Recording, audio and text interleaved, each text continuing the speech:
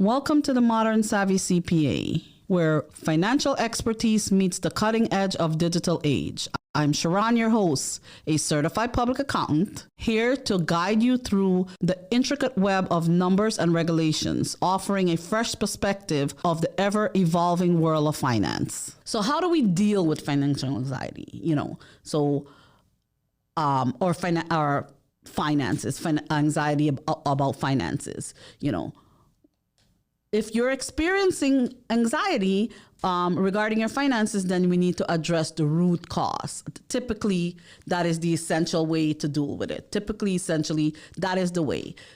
Here are some approaches. Let's talk about it. Let's talk about some approaches to different situations. So, number one, which we've talked about and I've emphasized, is educating yourself about your personal finance. Educating yourself about your personal finance, your personal habits, your understanding of what you're doing. Ways to do different things, tracking and tracing. So this comes, knowledge is power. Like they say, knowledge is power.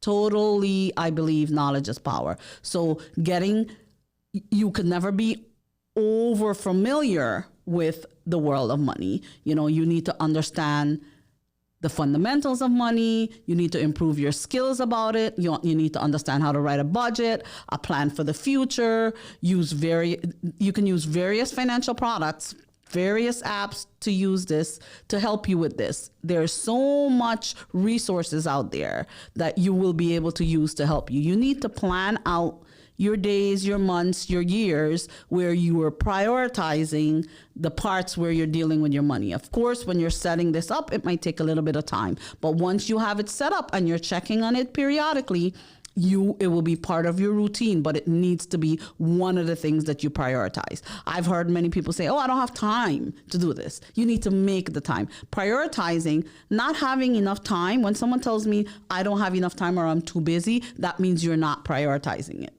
Prioritizing what it is that you're saying you're too busy about or you don't have enough time to do.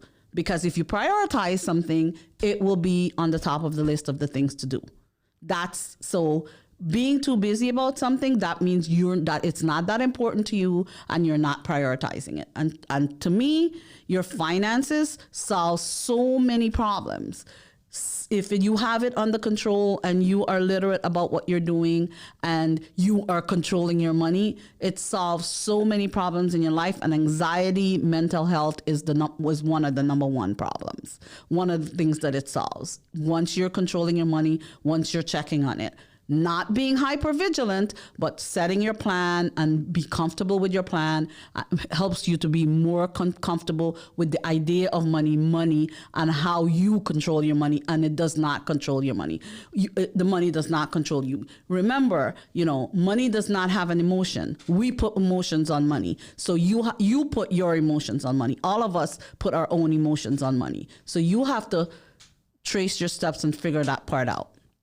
So one of the other things that you need to look at is creating a budget, tracing and tracking. I cannot tell you how much you need to be tracing and tracking. This is like the freedom world. Once you're tracing and tracking today, you can trace and track what you did 10 years ago and worked for you. You can trace and track what's happening today.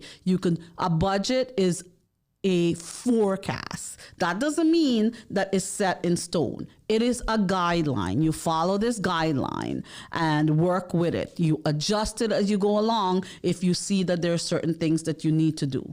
So that, making your goals, creating a plan, enabling, you to make ends meet and manage a savings goal, savings for retirement, savings for home, whichever goal pot you're looking at, depending on your lifetime, that's something that you're going to be able to do once you have a budget.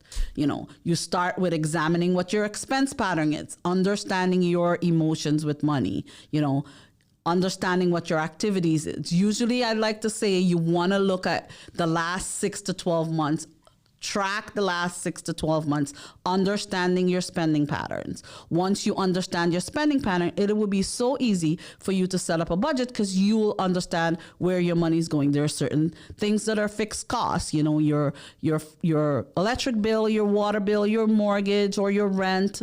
Those are fixed costs. So you'll be able to trace how much of your budget, how much of your overall income these things take out of you. Are you on trend to where you want to be with certain things? So once you first part on starting a budget, in my opinion, is to track and trace the last 6 to 12 months of what your spending patterns are.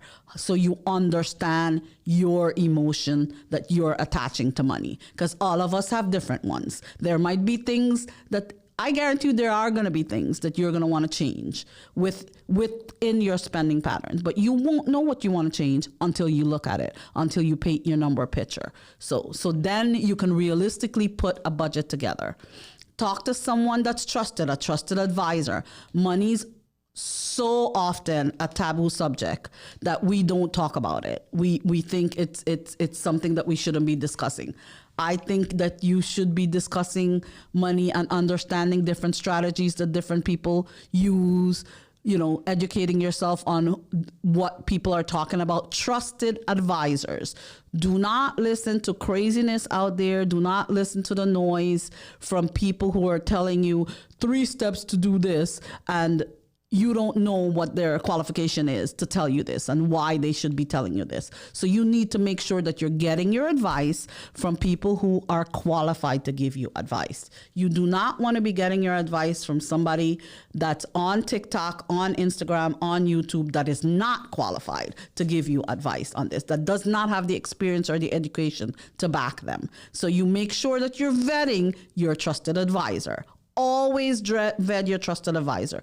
Just like how if someone is going to come do your roof, you're going to ask, if you're going to pay for, you know, you're going to listen to someone that's going to do your roof or clean your floors or do your lawn. You ask for references. You want to know what their qualifications is. How long have they been in business? How, you know, what is their specialty? You know, are they, even though they have the qualifications and they've been in business a while, are they good at what they're doing? Or, you know, do they know how to get things across? You know, are they going to be able to fix my roof properly, or they're just wham, bam, thank you, ma'am, fixing roofs?